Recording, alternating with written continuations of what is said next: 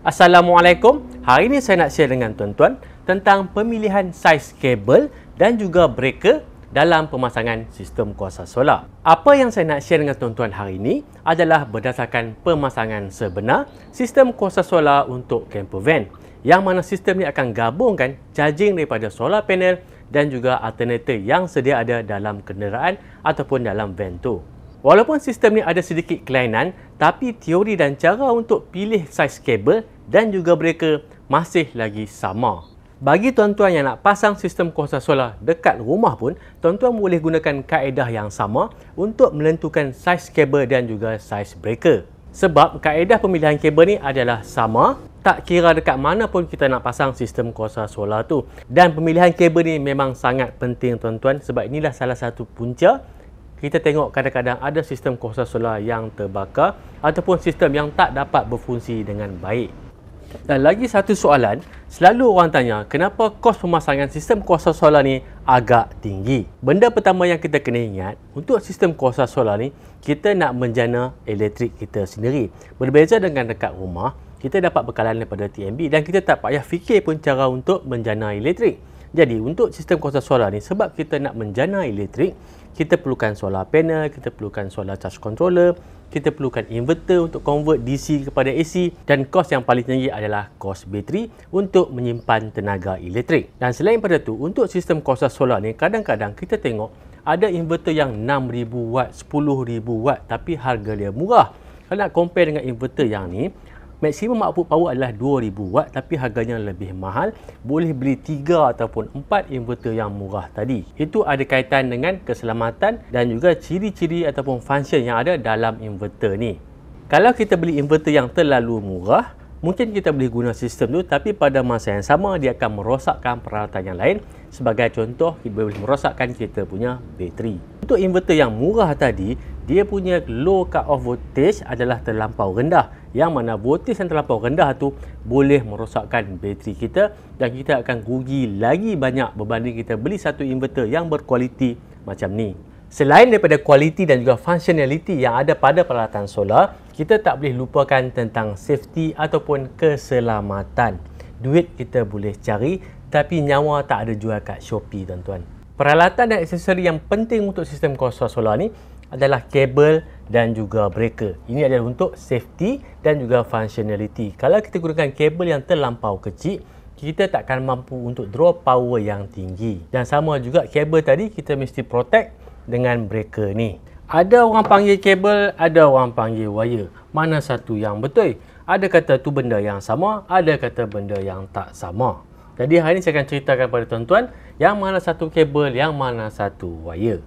Yang ni adalah kabel, bukan wire. Dan dalam sistem kuasa solar ni, kita ada dua jenis kabel, kabel DC dan juga kabel AC. Untuk sistem ni pun nanti kita akan gunakan dua jenis kabel, kabel AC dan juga kabel DC.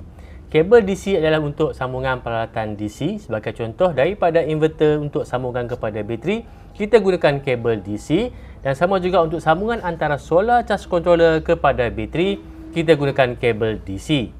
Dan untuk kabel AC nanti kita akan guna dekat bahagian output daripada inverter ni pergi kepada peralatan elektrik. Yang tu kita kena gunakan kabel AC sama dengan kabel yang kita gunakan dalam sistem electrical dalam rumah kita. Untuk DC guna DC, untuk AC gunakan AC. Sebab design kabel AC dan DC ni tak sama. Kabel AC adalah untuk high voltage low current, tapi untuk DC kita perlukan kabel yang low voltage high current. Tadi saya dah sebut tentang wire. Yang dimasukkan dengan wire adalah core yang ada dalam kabel. Ini adalah wire dan yang ni adalah kabel. Sebab tu ada orang cakap benda yang sama. Tapi sebenarnya wire yang berpelebat ni kita panggil sebagai kabel. Dan yang ni single core ni adalah wire. Dekat sini kita ada satu wire, 2, 3, 4, 5, 6, 7 wire.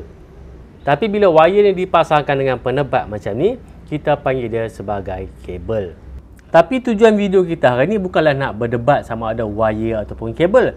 Tapi tujuan video kita hari ni, kita nak tentukan yang mana satu saiz kabel yang betul untuk kita gunakan. Dan juga saiz breaker yang kita perlukan untuk protect kabel ni. Sebagai contoh, katakanlah kita fokus dulu kepada kabel untuk pemasangan daripada bateri kepada inverter. Macam mana saya tentukan saiz kabel dan juga saiz breaker yang betul? Maksimum output AC power daripada inverter tu adalah 2000 watt ataupun kita boleh sebut sebagai 2 kilowatt. Dan kalau tuan-tuan masih ingat lagi daripada tutorial-tutorial sebelum ni, watt ni kita dapat adalah hasil darab, P adalah power ataupun watt tadi, voltage darab dengan current. Jadi 2000 watt ni untuk sistem 12 volt, tapi sebab bateri yang kita gunakan ni adalah bateri lithium iron phosphate, nominal voltage adalah 12.8 volt. Kita darabkan dengan current. Jadi sekarang ni kita nak tahu berapa current yang akan lalu dekat kabel tu. Dekat sini, I sama dengan 2000 bahagi dengan 12.8. Jadi current yang akan lalu adalah 156.25 amp ataupun ampere.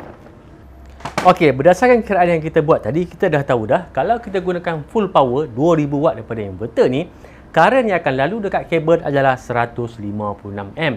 Jadi untuk pemilihan kabel, kita kena gunakan kabel yang boleh bawa current lebih daripada 156 amp. Kalau kita gunakan kabel yang lebih kecil ataupun dia punya current carrying capacity dia lebih kecil pada 156 amp ni, apa yang akan jadi? Kabel tu akan panas dan kabel tu akan terbakar. Kalau pasang dalam van, bukan setakat kabel yang terbakar, van pun terbakar sekali.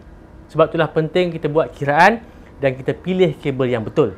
Jadi untuk sambungan antara inverter kepada bateri, saya gunakan kabel 4 AWG ataupun 4 American wire gauge bersamaan dengan 20mm persegi ataupun biasa kita sebut sebagai 25mm. Untuk kabel 4 AWG ataupun 25mm ni, maksimum current yang boleh bawa adalah 250 amp pada kepanjangan kabel 1 meter. Berdasarkan kiraan yang kita buat tadi, kita cuma perlukan kabel yang boleh bawa current 156 amp. Tapi kenapa saya ambil kabel yang boleh bawa sampai 250 amp? Tak membazir ke? Okey, tuan-tuan tengok dekat sini, 250 amp ni adalah pada kepanjangan 1 meter saja. Tapi kabel tu bila saya dah pasang dalam box tu, kepanjangannya lebih daripada 1 meter. Jadi kita anggaplah 200 amp saja. Dan kita kena ambil kira juga, lama kelamaan resisten dalam kabel tu akan meningkat. Dan bila resisten ataupun rintangan tinggi, voltage akan drop. Jadi lebih baik kita gunakan kabel yang lebih besar. Dan secara tak langsung, selepas 10 ataupun 15 tahun ke depan, kita tak akan hadapi masalah. Kiraan yang saya tunjuk tadi adalah untuk inverter 2000 watt. Dan kalau tuan-tuan gunakan inverter 1000 watt, tuan-tuan buatlah kiraan berdasarkan inverter 1000 watt. Dan sama juga kalau 500 watt, buat kiraan untuk 500 watt. Kalau 300 watt, buat kiraan untuk 300 watt. Dan cara kira sama saja macam apa yang saya tunjukkan tadi. Cuma untuk saiz kabel dan nilai current yang kabel tu boleh bawa ni, saya akan buat satu artikel dekat website Solar Hub dan saya akan letakkan link ke artikel tu dekat bawah dekat video description. Tapi ambil masa sikit lah, mungkin dalam minggu depan baru saya akan letak sebab sekarang ni sibuk sikit. So kemudian nanti baru saya akan letakkan link ke artikel, tuan-tuan boleh tengok saiz kabel dan berapa maksimum current yang kabel tu boleh bawa. Tapi untuk cara kiraan, tuan-tuan boleh ikut cara kiraan yang saya tunjukkan tadi. Tadi saya dah share dengan tuan-tuan untuk sambungan kabel antara inverter kepada bateri dengan menggunakan kabel 4 AWG. Ini contoh kabel 4 AWG, kabel yang sama saya gunakan dekat sini. Kemudian ada lagi kabel untuk sambungan antara solar charge controller kepada bateri, kemudian sambungan alternator kepada charge controller dan juga sambungan solar panel kepada solar charge controller. Untuk ketiga-tiga sambungan ni, saya gunakan kabel 8 AWG dan untuk kabel 8 AWG ni, maksimum current untuk kepanjangan 1 meter adalah 100 amp. Charge controller yang saya gunakan ni adalah MPPT Solar Charge Controller dan DC to DC Battery Charger. Yang ni 2 in 1, kita ada charge controller untuk solar dan juga untuk alternator. Maksimum charging current untuk MPPT ataupun untuk solar sahaja adalah 50 amp dan untuk charging daripada alternator maksimum adalah 60 amp. Tapi van yang saya nak pasangkan sistem ni nanti adalah Nissan Serena dan kita tak nak dia charging sampai 60A sebab tu akan menjadi beban kepada alternator dan tak mustahil alternator akan cepat rosak.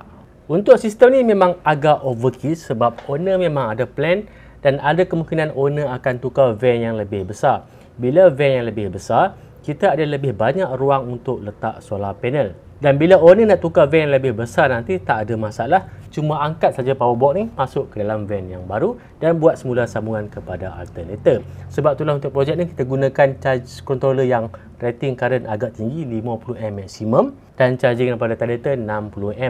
Tapi tak sebenarnya kita akan set kepada 60A sebab kita tak nak bebankan alternator. Jadi kita akan set mungkin separuh saja iaitu 30A. Maksudnya 30A charging daripada alternator dan 50A charging daripada solar. Dan macam saya cakap tadi, kemungkinan tak akan sampai 50A sebab ruang yang ada dekat atas bumbung agak kecil. Dan untuk sistem ni pun, owner akan gunakan foldable solar panel. Ada dua foldable solar panel, 100W, 100W. So total cuma ada 200W saja. Tapi masa depan kalau owner nak tukar van yang lebih besar, tak ada masalah, boleh sambungkan kepada solar panel yang lebih besar. Jadi untuk tu, breaker yang saya gunakan untuk sambungan solar charge controller kepada bateri, saya gunakan breaker 80A. Untuk controller ni, bateri voltage sistem 12V, maksimum solar panel 700W dan maksimum charging current 50A. Dan tambah lagi 60A untuk charging dengan menggunakan alternator.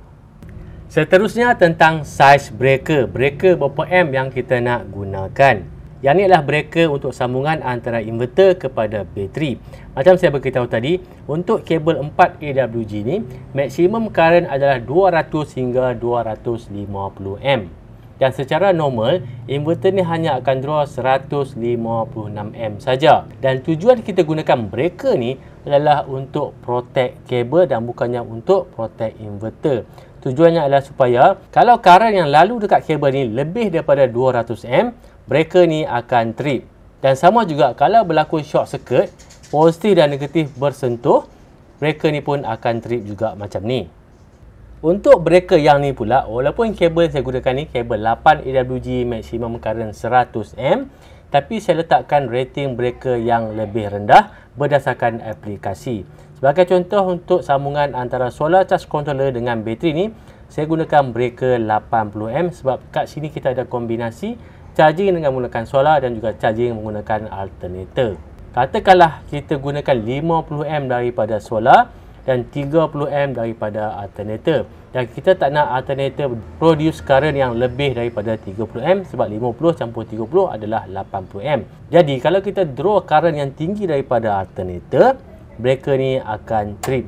Untuk yang ni pula, ini adalah breaker untuk sambungan antara solar charge controller dengan alternator van. Dan untuk ni saya gunakan breaker 50A. Dan kalau solar charge controller draw current lebih daripada 50A, breaker ni akan trip.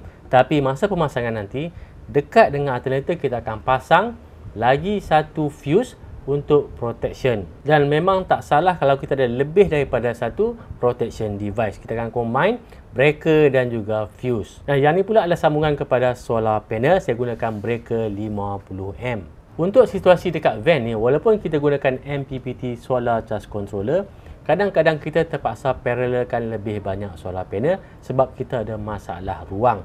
Jadi bila kita buat sambungan solar panel secara parallel, current lebih tinggi. Sebab tu saya gunakan kabel yang sama juga, kabel 8 AWG dengan breaker 50A. Dan breaker-breaker ni nanti kita boleh tukar berdasarkan keperluan. Untuk breaker ni tadi, boleh tak kita nak gunakan breaker yang current rating lebih rendah?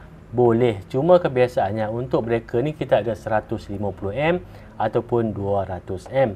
Kalau saya ambil 150A, bila owner draw power 2000W daripada inverter ni, breaker ni akan trip. Jadi saya letak breaker yang lebih besar, saya letak breaker 200A dan kabel ni pun boleh tahan lebih daripada 200A, maksimum sampai 250A. Jadi tak salah saya letak breaker yang lebih besar. Cuma tuan-tuan kena ingat, jangan sesekali tuan-tuan gunakan rating breaker yang lebih besar daripada maksimum current yang kabel ni boleh bawa. Semakin rendah tak ada masalah, tapi jangan lebih daripada rating kabel. Tapi jangan terlampau rendah sebab nak takut nanti masa kita tengah gunakan power, breaker akan trip. Okey tuan-tuan, tentang pemilihan kabel dan breaker ni dah selesai. Tapi kalau ada benda-benda yang belum jelas lagi, tuan-tuan boleh tinggalkan soalan dekat ruangan komen di bawah. Dan untuk sistem kuasa solar ni, insya-Allah akan ada banyak lagi tutorial dan ada lagi barang yang akan sampai nanti. So kita akan mulakan balik tutorial daripada mula ataupun daripada asas sistem kuasa solar sampailah kepada sistem yang lebih advance, solar hybrid dan sebagainya. Jadi jangan lupa like dan subscribe YouTube channel Aquaponics Malaysia. Sampai jumpa lagi. Assalamualaikum.